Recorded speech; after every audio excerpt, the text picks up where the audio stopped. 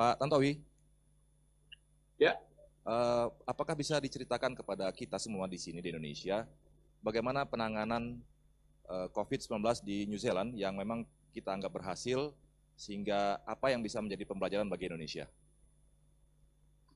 baik, terima kasih untuk undangannya. Selamat pagi buat Dr. Dino Patijalal. Selamat malam buat Pak Hari ya.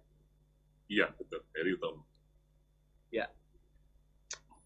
Ya, berbicara mengenai Selandia Baru ini, kita berbicara mengenai banyak faktor yang jika dibandingkan dengan Indonesia itu menjadi tidak apple to apple. Tapi dalam kesempatan ini mungkin kita hanya akan berbicara hal-hal yang kita Indonesia bisa pelajari dari negara sekecil Selandia Baru. Saya akan mulai dari keuntungan pertama yang didapatkan oleh Selandia Baru. Selandia Baru ini adalah negara yang paling akhir terkena virus COVID ini. Karena dia paling akhir, mereka mempunyai waktu yang banyak untuk mempelajari apa yang terjadi di negara-negara lain, perkembangan virus itu, kemudian cara penanganan dari masing-masing negara. Nah, ini sangat menguntungkan. Ini ibarat kita ikut ujian, kita dapat giliran paling akhir. Dan di depan kita udah tahu orang yang benar, orang yang gagal, dan lain sebagainya. Nah, Selandia Baru masuk dalam kelompok itu. Nah, sebagai negara yang kita sebut terakhir terdampak virus ini, tentu saja mereka menjadi prepared. Kita semua sepakat bahwa COVID-19 ini unprecedented, makanya tidak ada negara, tidak ada pemimpin di dunia ini yang benar-benar siap. Tapi untuk kasus Selandia Baru, saya bisa mengatakan mereka siap, karena mereka belajar dari Singapura, terus belajar dari kejadian di Wuhan sendiri. Mereka pelajari betul, karena sooner rather than later, virus ini pasti akan masuk ke negara ini. Benar, 28 Februari itu adalah case pertama terjadi di Selandia Baru. Mereka sigap, karena mereka sudah tahu betul apa yang harus mereka lakukan. Nah, itu keuntungannya. Keuntungan kedua adalah faktor-faktor yang membuat atau berkontribusi terhadap kesuksesan itu. Pertama, mereka mempunyai policy yang jelas dan dilaksanakan secara konsisten. Policy ini dibuat, basisnya adalah sains dan pendapat para ahli serta akademisi. Jadi dalam membuat peraturan-peraturan, apakah itu bentuknya undang-undang, dan peraturan-peraturan di bawahnya, basisnya selalu sama, sains, kemudian rekomendasi atau pendapat para ahli dan akademisi. Sehingga dengan pola seperti ini, sulit kita untuk membayangkan ada policy yang meleset, ada policy yang tidak tepat dengan apa yang harus diatur oleh peraturan tersebut. Kemudian yang kedua, peraturan atau undang-undang tersebut dilaksanakan secara konsisten, bahkan firm. Nah, kebenaran di sini, untuk membuat undang-undang itu tidak seruwet di negara lain, katakanlah seperti di Indonesia. Undang-undang itu bisa selesai dalam waktu hari, bahkan minggu. Jadi ketika mereka duduk bersama, perlu suatu undang-undang untuk memayungi suatu aktivitas besar yang melibatkan begitu banyak stakeholder, undang-undang itu bisa cepat selesai. Nah, terkait ini, mereka cepat mengeluarkan undang-undang, terutama undang-undang untuk polisi. Polisi ini perlu dibekali undang-undang karena ketika nanti lockdown diberlakukan terhadap pelanggaran-pelanggaran yang dilakukan oleh publik, polisi itu harus berani untuk mengambil tindakan yang cepat, bahkan keras. Jika tidak ada undang-undang, tentu banyak pelanggaran yang akan terjadi. Jadi peraturan-peraturan yang sangat jelas ini dilaksanakan secara firm, secara konsisten. Nah, Selandia Baru ini adalah negara yang mengadopsi sistem parlementer. Bisa dibayangkan jika parlemen itu tidak mendukung upaya-upaya yang akan dilakukan oleh pemerintah. Tentu upaya pemerintah itu tidak akan sukses seperti sekarang ini. Jadi dukungan di parlemen menjadi faktor yang menentukan. Yang berikut, faktor keempat, itu adalah dukungan media. Nah, ini menarik ini.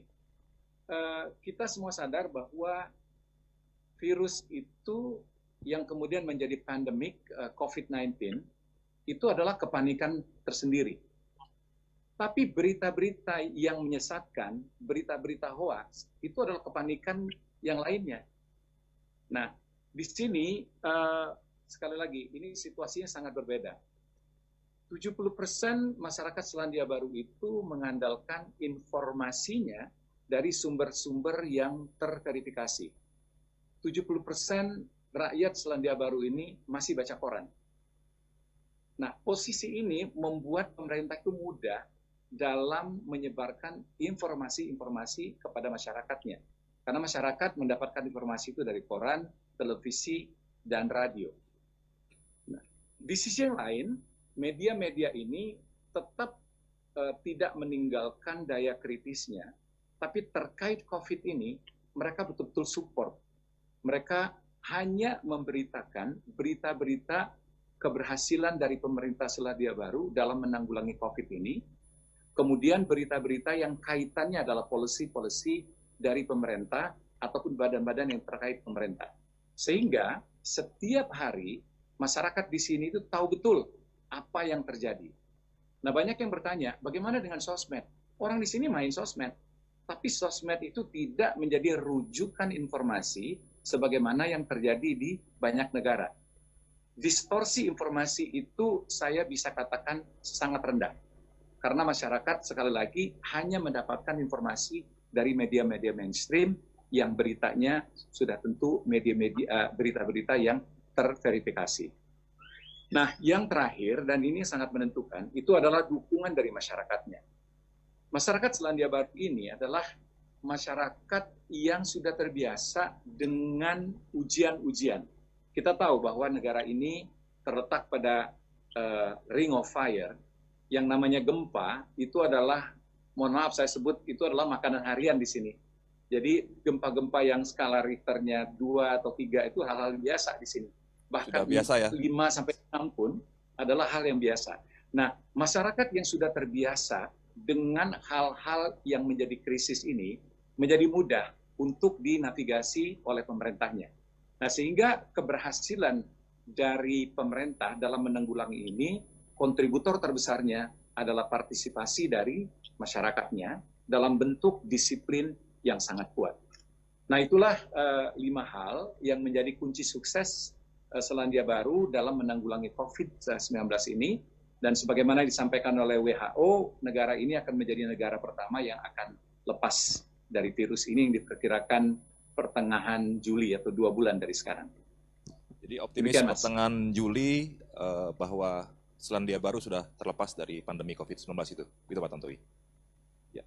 Dari apa yang telah disampaikan oleh Bapak tadi, saya bisa mengambil kesimpulan mungkin ada 3 hal yang perlu menjadi lesson learned buat Indonesia, Pak, menurut saya. Pertama adalah kecepatan dalam pembuatan undang-undang, kemudian adanya dukungan parlemen dan dukungan media, serta partisipasi masyarakat. Demikian Pak Tantowi, ya? Benar. Ya, mungkin ada pesan-pesan buat masyarakat Indonesia dalam memerangi pandemi COVID-19 ini, Pak Tantowi, bisa disampaikan? Ya, baik, terima kasih. Saya mengambil contoh Selandia Baru dengan keuntungan-keuntungan yang saya sebut tadi, itu tidak akan mungkin bisa sukses seperti sekarang, sekali lagi tanpa dukungan dari masyarakat. Jadi masyarakat ini tetap menjadi faktor yang terpenting dari komponen-komponen yang ada. Jadi policy yang benar, kemudian pemberlakuannya atau penerapannya secara konsisten itu penting, dukungan parlemen penting, dukungan media penting, tapi itu semuanya tidak akan ada gunanya ketika masyarakat itu tidak secara full mendukung program-program pemerintah ini. Jadi lesson learned yang saya bisa share ke teman-teman adalah bahwa Selandia Baru ini menerapkan totalitas. Jadi kalau sepak bola itu saya senang sekali menggunakan total football. Tanpa ini sulit, satu saja missing, ya, satu saja komponen-komponen tadi yang hilang, itu sulit akan mendapatkan hasil yang maksimum. Keberhasilan Selandia Baru adalah karena semua komponen ini bergerak serentak, mereka berpikir yang sama, dan melakukan aksi yang sama untuk memerangi musuh yang satu yang namanya COVID-19. Terima kasih His Excellency Tantowi Yahya, Duta Besar luar biasa dan berkuasa penuh Republik Indonesia untuk Selandia Baru, Samoa, dan Kerajaan Tonga.